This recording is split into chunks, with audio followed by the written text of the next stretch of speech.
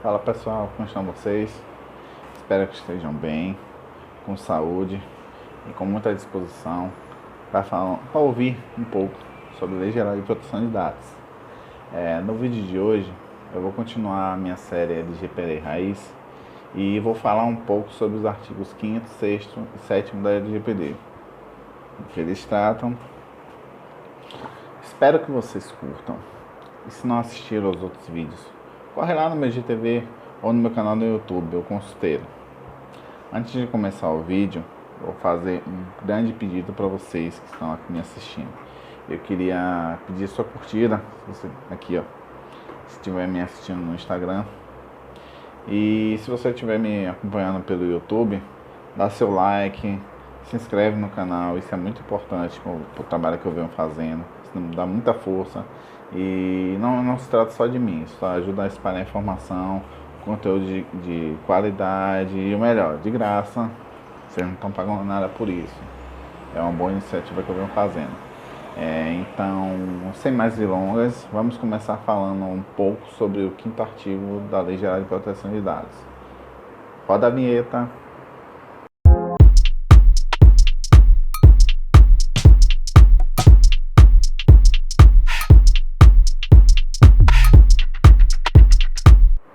Fala galera, tô aqui de volta. E chegamos no artigo 5º. É aqui que vocês podem ter as primeiras informações dos tópicos que tratam a lei.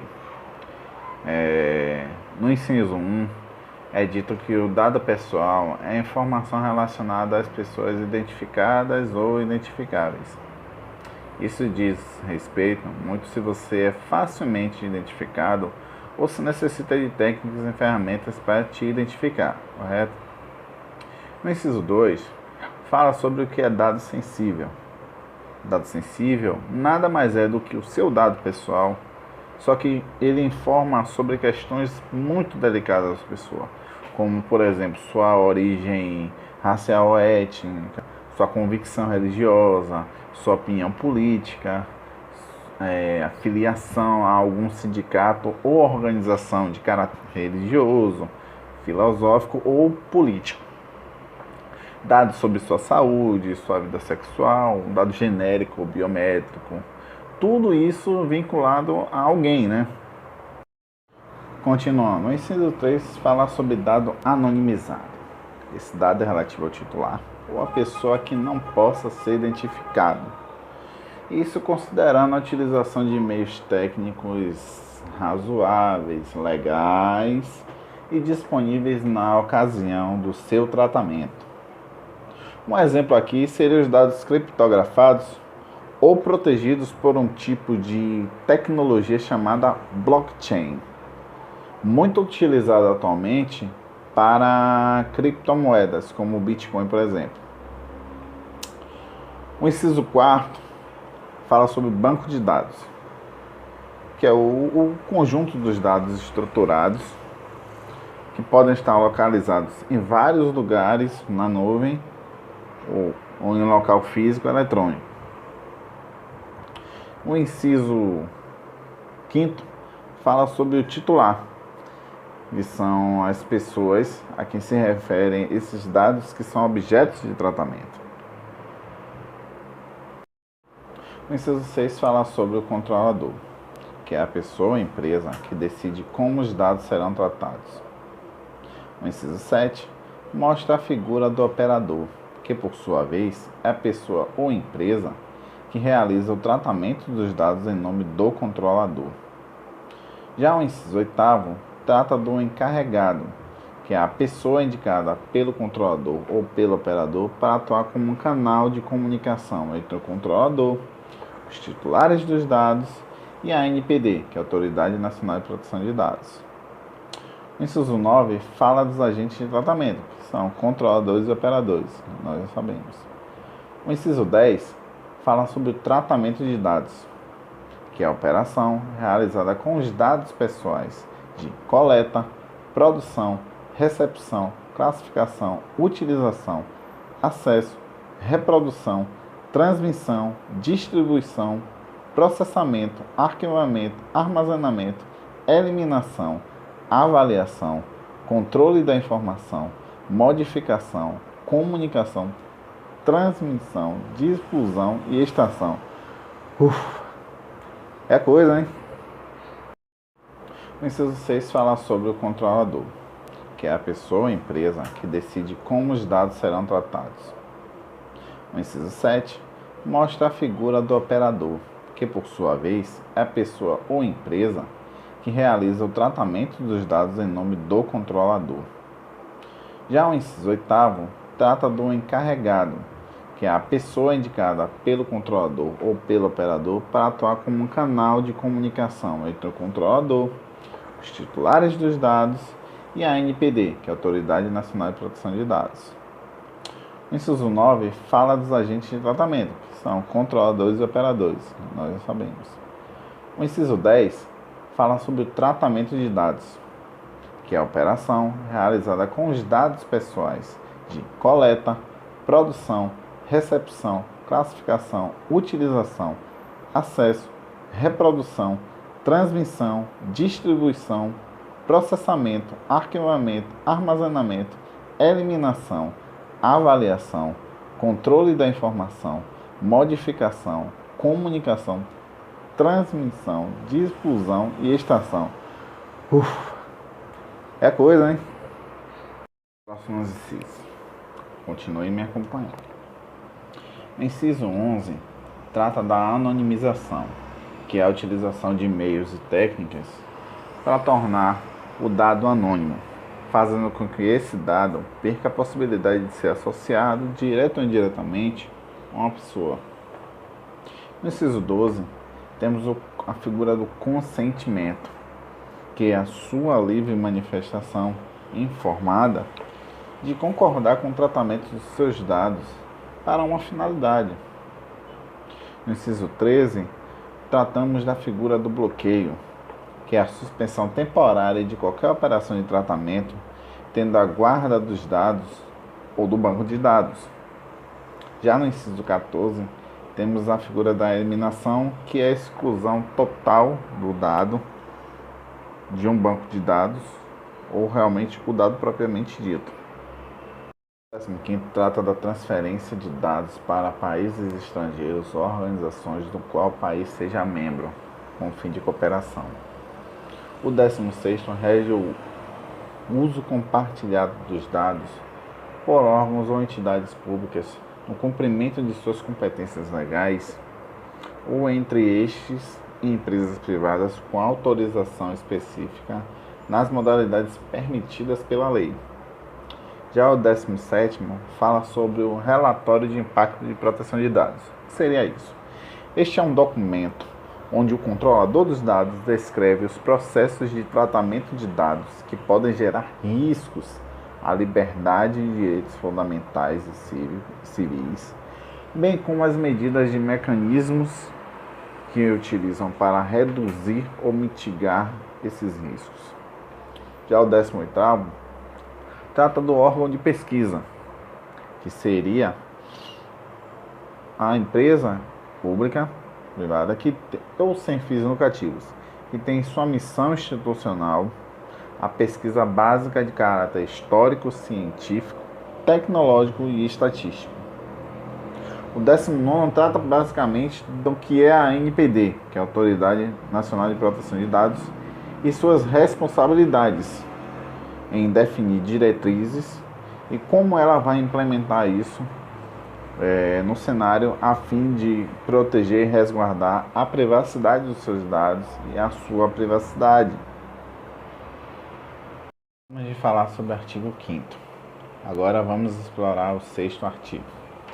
Ele trata do que deve ser observado na atividade de tratamento de dados. A finalidade de todo tratamento deve ter um propósito legítimo, específico e explícito, que deve ser informado ao titular sem possibilidade de tratamento posterior incompatível com a sua finalidade. 2. Adequação. É a compatibilidade do tratamento com o que foi informado ao titular de acordo com o seu contexto. 3. Necessidade. É a limitação do tratamento ao mínimo necessário para realizar determinada finalidade dele. 4 é o livre acesso, que é a garantia de todos os titulares de uma consulta facilitada, gratuita, sob a forma e a duração do tratamento. Quinto, qualidade dos dados, que é a garantia da clareza, da exatidão, da relevância, da atualização dos dados de acordo com a sua necessidade. 6. Transparência. Como os titulares têm acesso fácil e claro a como o tratamento é feito por quais agentes. 7. Segurança. São os métodos e técnicas que devem ser utilizados para garantir a sua privacidade. 8. Prevenção. São medidas necessárias para prevenir danos em virtude do tratamento como ele foi realizado. 9. Não discriminação. Nenhum dado deve ser utilizado para fins discriminatórios. 10. Responsabilização e prestação de contas. Aqui, a demonstração deve ser feita pelo agente da adoção de medidas capazes e eficazes de comprovar a obediência e o cumprimento das normas de proteção de dados, incluindo a eficiência dessas medidas. Galera, o artigo 7º, basicamente, ele fala das hipóteses em que o tratamento de dados pode ser realizado. Vamos lá. Ele pode ser realizado mediante um consentimento, para cumprimento de obrigações do governo, de um tipo legal, uma medida judicial ou regulatória, pela administração pública, para tratamento, uso compartilhado de dados, por medida de segurança, a execução de políticas públicas que possam privilegiar a população, e em questão de se fazer o cumprimento da lei, certo? Para a realização de estudos dos órgãos, quando for necessária a execução de um contrato ou procedimento preliminar, no qual o titular do dado seja uma das partes. Como eu falei, para execução regular de algum processo judicial, lei é lei, a gente não discute, se cumpre. Para a proteção da vida das pessoas, do titular e de terceiros, para a tutela da saúde, de exclusividade de procedimento realizado por profissionais de saúde, serviço de saúde comunitária, autoridade sanitária, quando for necessário atender interesses legítimos do controlador de terceiro, exceto no caso de prevalecer direitos e liberdades fundamentais ao titular, que exige a sua proteção de dados, ou para a proteção do crédito, inclusive quando o que tem na legislação pertinente. Aí já seria algo mais específico para direito, que a gente pode tratar em um outro post, por exemplo. Eu posso trazer para vocês de maneira detalhada. A questão do tratamento de dados também, cujo o público deve considerar a finalidade, a boa-fé e o interesse público, que justifica a disponibilização desses dados.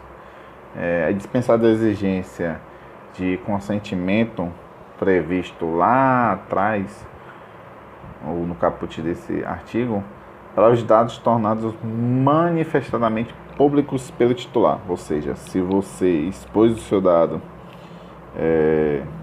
de livre e espontânea vontade, uma rede social, ou respondendo a uma pesquisa, resguardando o seu direito e o princípio previsto na lei, é dispensada a exigência de consentimento nesse caso. Se o controlador obteve o seu consentimento, necessita comunicar ou compartilhar os dados pessoais com outros controladores, deve obter o seu consentimento, porque aí já se trata de uma outra situação, de um outro tipo de tratamento. Seria mais ou menos como se fala uma difusão do seu dado. Ele precisa do seu consentimento para essa finalidade. Exceto com o que diz, o que rege a lei, certo? Vejamos também, numa eventual dispensa do seu consentimento, não desobriga que estes agentes, tanto o controlador quanto o operador, observem tudo que está previsto na lei. Os princípios, as normas, as garantias dos seus direitos como titular desses dados. O tratamento posterior de dados, no que se refere o terceiro e o quarto artigo que eu falei há pouco tempo, pode ser realizada para novas finalidades, desde que com propósitos legítimos, como o artigo 5º que eu falei, e específicos para esse novo tratamento, com a preservação, novamente, dos seus direitos. E isso, basicamente, é o que rege o 7º artigo.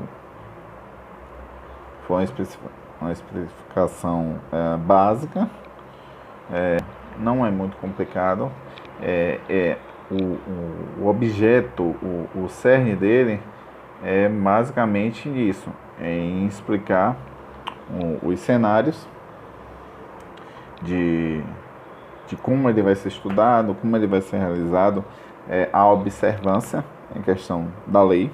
Isso, mais especificamente, vocês podem ter com um advogado da sua preferência, ou com um DPO, que é um profissional que tem toda a noção, ele tem toda uma bagagem das normas, que não é só a LGPD, a gente tem que observar isso. Existem normas internacionais, ISO, IPA, GDPR, na qual a LGPD se baseou, e que devem ser consideradas